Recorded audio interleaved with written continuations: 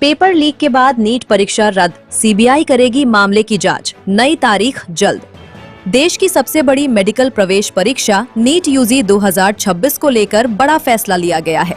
National testing agency ने बीते 3 मई को आयोजित हुई परीक्षा को रद्द कर दिया है।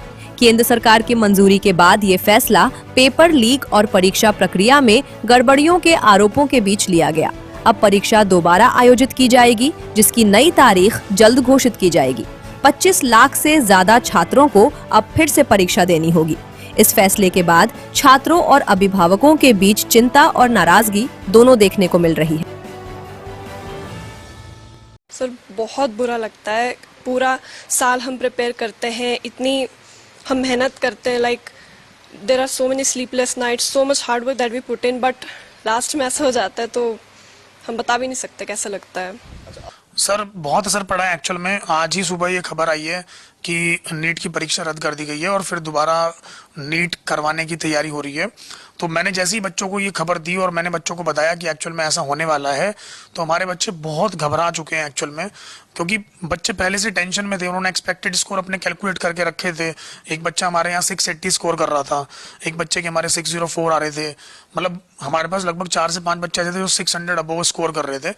मतलब उनको बहुत पूरा एकदम चांसेस थे, पूरी एकदम संभावनाएं बना के बैठे थे कि उनका एम्स में हो जाएगा, एम्स में उनको एडमिशन मिल जाएगा। तो एक बच्चे ने, मतलब आप समझो कि एक अमान, हमारे यहाँ पे एक बच्चा है अमान, उसने ऑलमोस्ट 4 साल से प्रिपरेशन की है। 4 साल की प्रिपरेशन करने के बाद आज वो इस मुकाम पे पहुंचा था कि उसको एम्स मिल जाएगा, लेकिन फिर से नीट रद्द हो गया है। 2024 में भी यही हुआ था और 2026 में भी सेम यही हुआ है। उस बच्चे के ऊपर क्या बीत रही होगी आप सोचो एक बार। उसको फिर से एक बार और एग्जाम देना पड़ेगा, फिर से अपने आप को प्रिपेयर करना पड़ेगा, एक बार फिर से उसको अपने आप को मेंटली प्रिपेयर रखना पड़ेगा एक हॉल में जाके, एग्जाम हॉल में जाने के बाद।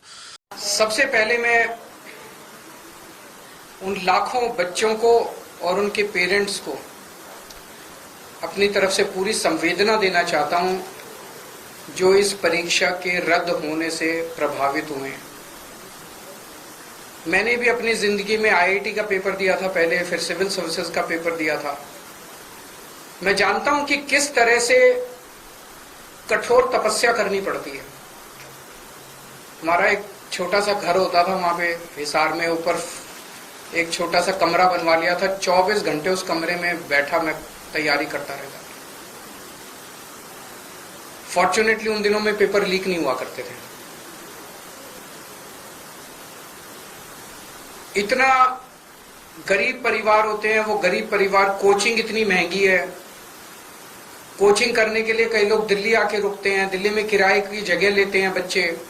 अपने माँ बाप, कई लोगों के माँ बाप अपनी सोना गिरवी रख देते हैं, जमीन बेच देते हैं बच्चे को कोचिंग कराने के लिए।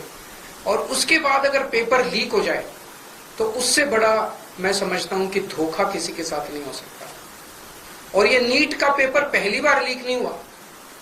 मेरे ख्याल से एक बार 17 में हुआ था, एक बार 21 में हुआ था, फिर एक बार 24 में हुआ था और एक बार अब लीक हुआ है। 4 बार पेपर लीक हो चुका। तो पेपर ऐसे तो लीक होते नहीं है। इसका मतलब बहुत बड़े स्तर के ऊपर कुछ ना कुछ तो कल्यूजन है, मिली भगत है, पॉलिटिकल पेट्रोनेज है। मैं ये जानना चाहता हूं जिन्होंने 2017 का पेपर लीक किया था वो आज कहां हैं? उनको सजा मिली? जिन्होंने 2021 का पेपर लीक किया था उनको सजा मिली? जिन्होंने 2024 का पेपर लीक किया सबकी बेल हो गई, सारे बाहर हैं। सबको कह दिया गया अब अगले पेपर के लीक करने की तैयारी करो। और वो कर रहे हैं, पेपर लीक पे लीक पे। ये चल क्या रहा है इस देश के अंदर? और मैं पूरी जिम्मेदारी के साथ कहता हूं, सरकार चलाना कोई आसान काम नहीं है। सरकार चलाना बहुत मुश्किल काम है। जिन लोगों से एक पेपर ठीक से नहीं होते बिना लीक करवाए, वो सरकार क्या चलाएंगे? मिले हुए हैं ये लोग। It is a case of complete कल्यूजन। लाखों करोड़ों बच्चों के भविष्य के साथ खिलवाड़ किया जा रहा है। उन सब बच्चों के साथ मेरी संवेदनाएं हैं और मैं उन सब बच्चों को बोलना चाहता हूं कि सड़कों के ऊपर उतरना पड़ेगा। यह सरकार केवल और केवल जन आंदोलन की भाषा समझती है और केजरीवाल आप लोगों के साथ है।